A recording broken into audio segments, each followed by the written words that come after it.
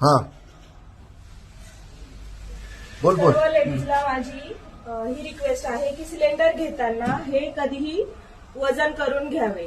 वजन कसे करावे? रिकाम्या लोखंडी टाकीचं वजन हे 15.7 असतंय आणि त्यातल्या गॅसचं वजन हे 14.200 असते. याची टोटल करून जे होतंय ते काट्यावरती वजन आलं पाहिजे. म्हणजे 25.900 एवढं वजन आलं पाहिजे. 29.9. 29.9 आता मी परत सांगतो. सर्व महिला ग्राहकांना माझी विनंती आहे, सिलेंडर घेताना हे दादा सिलेंडर मोजून देतात तर ते मोजून घ्यायचं. कसं मोजायचं? हे बघा, हे सिलेंडर आहे भरलेलं, सील केलेलं.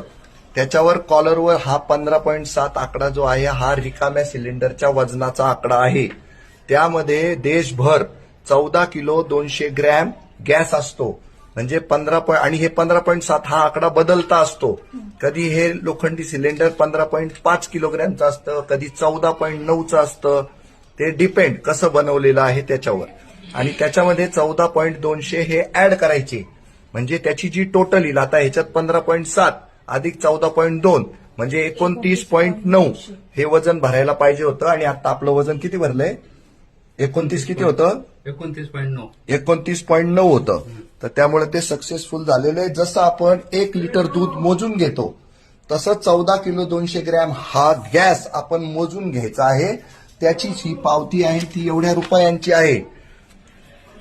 हा आहे 856 रुपयाचा सिलेंडर. त्याच्यामध्ये तुम्हाला मिळाला 14 किलो 200 ग्रॅम गॅस. तो तुम्ही मोजून घ्यावा, कारण 100 ग्रॅम साखर मोजून घेतो आपण, बरोबर की नाही? तसंच हा गॅस मोजून घेतला पाहिजे. भाजीपाला मोजून घेतो. येस, थँक्यू दादा. I love you. त्याचे डिलिव्हरी चार्जेस वेगळे असेल ना?